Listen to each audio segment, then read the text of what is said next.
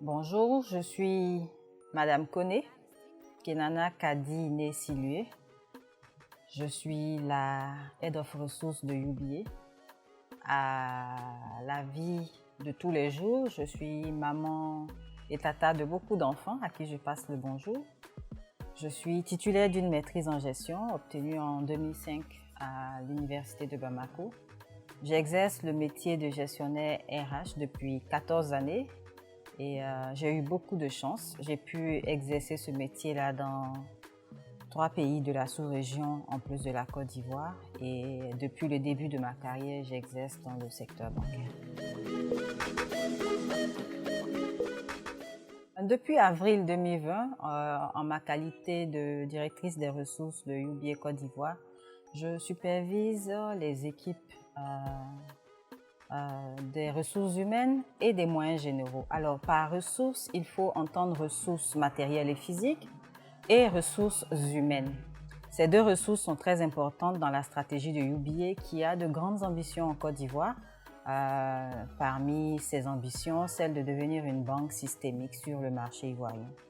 Donc, mon rôle au sein de la banque, c'est de m'assurer que toutes les ressources humaines et physiques nécessaires au bon fonctionnement de l'entreprise existent, fonctionnent bien, sont utilisées de façon optimale pour atteindre les objectifs de la banque. Donc, avec mes collègues et mes collaborateurs, nous devons tous les jours nous assurer que les investissements et les dépenses que nous faisons sont conformes à la stratégie de la banque, sont faites dans le respect de nos procédures et dans le respect des normes locales et internationales, en plus d'aider à véhiculer une bonne image de UBA. La communication en ressources humaines est très importante. Elle permet en entreprise de véhiculer les informations nécessaires à la bonne organisation du travail. Elle aide à motiver les équipes. Et dans l'autre sens aussi, elle permet aux salariés de remonter tous les feedbacks sur nos programmes, sur les initiatives RH, sur la vie sociale de l'entreprise, afin de nous aider nous-mêmes encore à améliorer tous ces programmes et ces initiatives en leur faveur. Dans certaines entreprises, il y a un salarié à la direction des ressources humaines qui est dévolu à cette activité. À UBA, ce n'est pas le cas. Tous ceux qui sont dans l'équipe des ressources humaines ont en charge la communication, chacun à son niveau. Et on est aidé en cela par le service marketing et communication qui nous assiste beaucoup et sont nos alliés dans cette activité. Alors, le leadership est un processus par lequel une personne influence les autres pour atteindre un objectif, comme on le sait. Alors, en entreprise, on a tendance à lier le leadership aux dirigeants, tout simplement parce que c'est aux dirigeants à qui revient la tâche de mener ses équipes jusqu'à l'atteinte de l'objectif. C'est pas forcément lié, mais en entreprise, on a tendance à faire cette liaison-là. Donc, pour moi, le leadership, c'est une compétence. Certains l'ont de façon innée, certains doivent travailler pour l'avoir, mais en tout cas, elle est à la portée de tout le monde. Donc, pour nos jeunes qui m'écoutent, j'ai juste envie de dire que le leader, c'est un influenceur. Je pense que le mot influenceur parle plus à tous ces jeunes-là. Donc, pour moi, le leadership, c'est la compétence par laquelle on arrive à influencer les autres de façon à atteindre un objectif. Alors, j'ai envie de répondre que c'est le poste actuel que j'occupe. Je suis rentrée donc après 18 années hors de la Côte d'Ivoire en février 2020 pour occuper le poste de Head of Ressources. Et c'était l'un des plus gros challenges parce qu'il regroupait plusieurs petits challenges à la fois. Le premier de ces challenges était que je venais travailler pour la première fois en Côte d'Ivoire. Ce n'était pas quelque chose de nouveau pour moi d'aller dans un autre pays, mais ça s'ajoutait à un déménagement international pour mon fils. Ensuite, en plus des ressources humaines, je gérais pour la première fois de ma carrière les moyens généraux. Et enfin, je venais de travailler dans un environnement totalement anglophone. J'avais certes travaillé dans un environnement qui était un peu mixte, francophone-anglophone, mais là, je venais dans du 100% anglophone et les feedbacks que j'avais de tes compétences attendues pour travailler dans un tel environnement, rajouté à tout ce que je venais de dire, faisait de ce challenge-là un grand challenge. Et pour ne pas arranger les choses, juste 2 mois après, la COVID-19 s'est mêlée à tous ces challenges que j'avais. Donc, c'est pour moi le plus gros challenge. J'essaye depuis plus de 20 mois de relever ce challenge. Madame Thiam et mes collègues pourront dire si j'y arrive. En tout cas, pour ma part, moi, je compte beaucoup sur mes équipes et je pense qu'ensemble, on arrive à faire de grandes choses. Je profite donc de l'occasion pour les remercier, les saluer, toutes ces personnes qui sont très motivées et qui m'assistent tous les jours et qui nous aident à relever beaucoup des challenges que nous avons au quotidien. Je voudrais à la personne qui a posé la question donner mon point de vue qui est un peu différent. Je lis effectivement beaucoup sur les réseaux sociaux que les jeunes se plaignent du fait qu'on leur demande beaucoup d'années d'expérience alors qu'ils doivent travailler pour avoir les années d'expérience. Pour ma part, c'est une question de perception et cette perception vient du fait que quasiment 100% des postes dévolus aux jeunes diplômés ne sont pas publiés. On ne publie pas ça parce que généralement, ces postes sont pourvus par les anciens stagiaires. C'est, on va dire, la stratégie utilisée par la majorité des entreprises. De façon plus financière, on peut dire qu'aucune entreprise ne peut se permettre d'avoir une masse salariale composée entièrement de personnes ayant beaucoup d'expérience. Donc, pour le bien-être même financier de l'entreprise, on utilise beaucoup de jeunes diplômés. Sauf que ce ne sont pas des postes qu'on publie, donc les gens ne le voient pas et ne savent pas qu'il y a beaucoup de jeunes diplômés qui sont recrutés simplement après un stage sur la base de leur expérience de stagiaire. Donc, c'est une question de perception. Je ne pense pas que ce soit vrai. On ne demande pas de l'expérience à tout le monde pour travailler. On ne peut même pas se permettre d'embaucher que des personnes expérimentées dans une entreprise. Si on doit se permettre de recruter un jeune stagiaire, forcément, on s'assure que le minimum, c'est sa capacité d'adaptation. Donc, on donne la chance à tout le monde.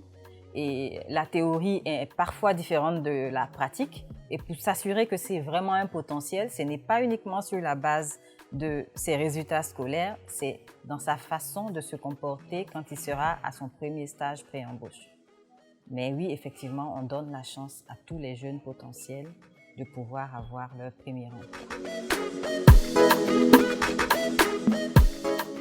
Alors, le secteur bancaire est l'un des plus dynamiques que je connaisse en matière d'emploi. Et quand on a une expérience en banque, je peux la comparer à de l'or parce que tout le monde veut s'arracher cette expérience-là. Et donc, comme c'est de l'or, forcément, il faut trouver le moyen et les mécanismes d'attirer les bons talents. Donc, en d'autres termes, oui, il y a dans toutes les entreprises, en tout cas bancaires, un mécanisme pour attirer les talents.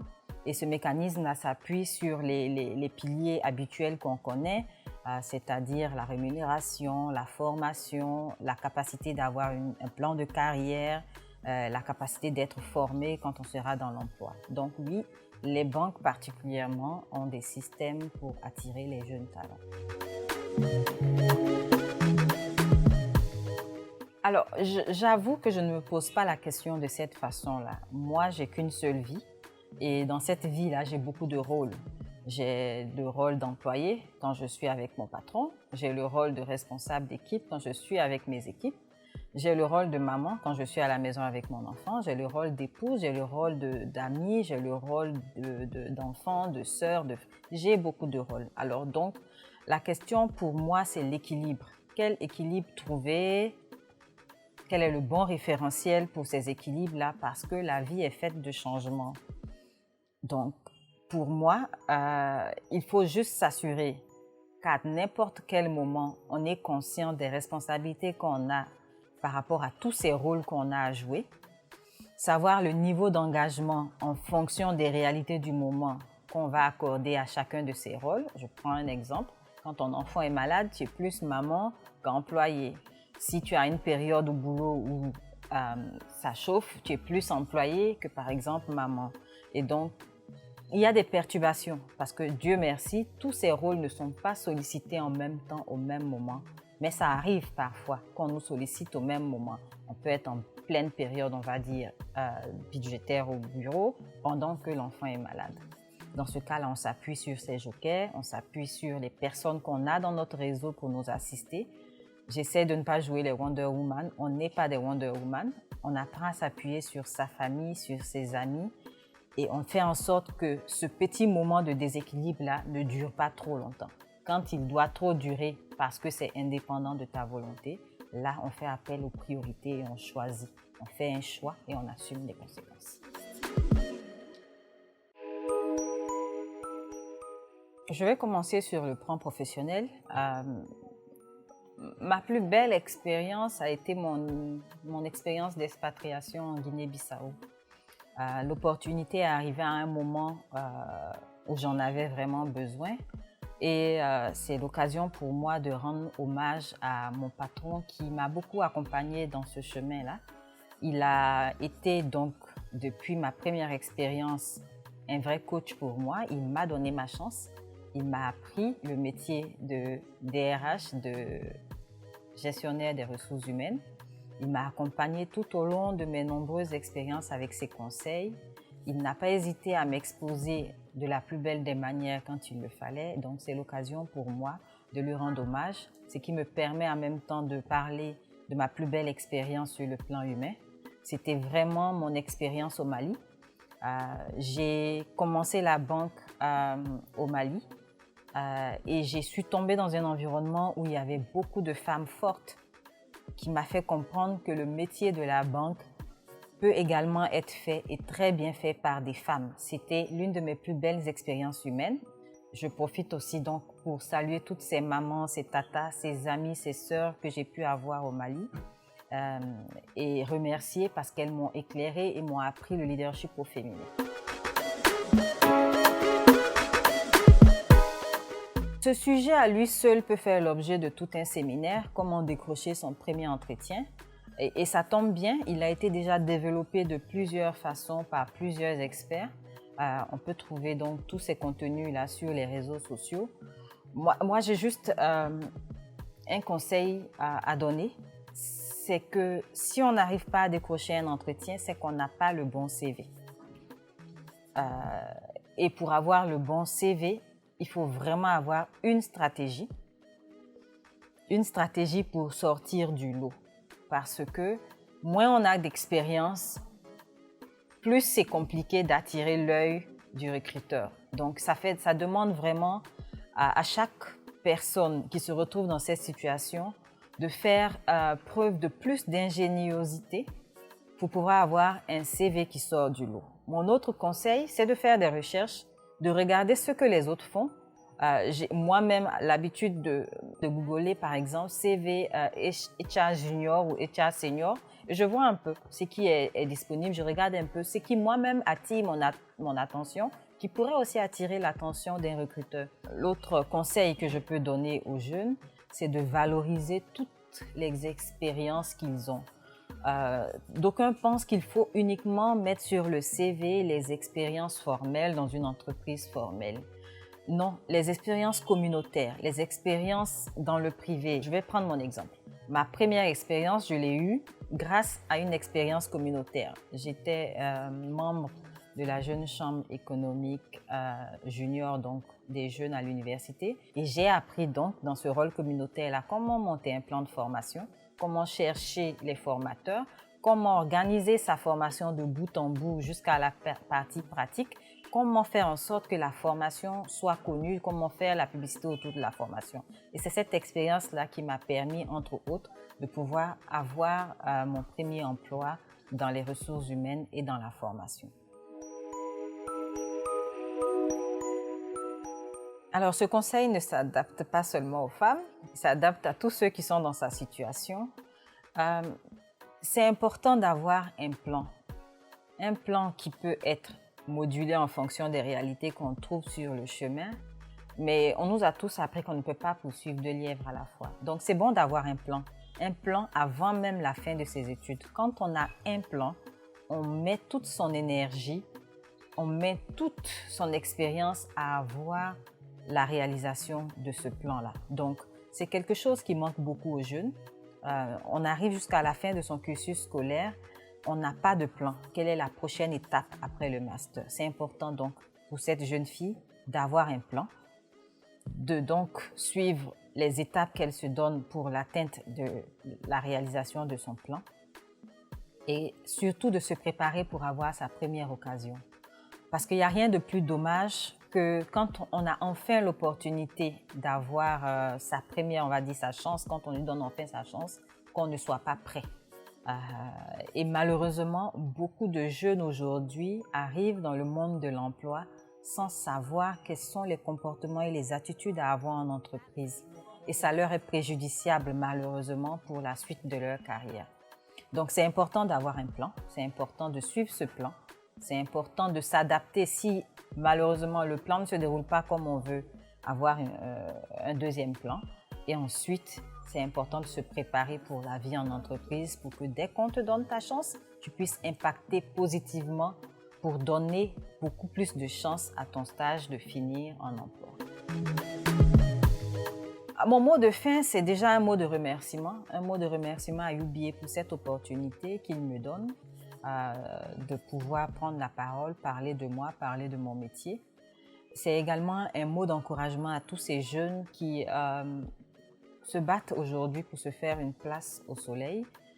Ce n'est pas facile, mais aujourd'hui, on a tellement d'outils qu'il faut juste un peu de courage, un peu de résilience, et puis on réussit à arriver. Je vous invite donc à faire beaucoup plus preuve de résilience, je me répète, mais encore beaucoup plus preuve d'ingéniosité, je me répète encore une fois. On a beaucoup de clubs qui nous forment à la vie en entreprise avant la vie d'entreprise. Inscrivez-vous dans ces clubs, profitez de votre jeunesse pour vous former et quand vous serez en entreprise, ça vous servira forcément pour aller loin dans votre carrière. UBA, Africa's Global Bank.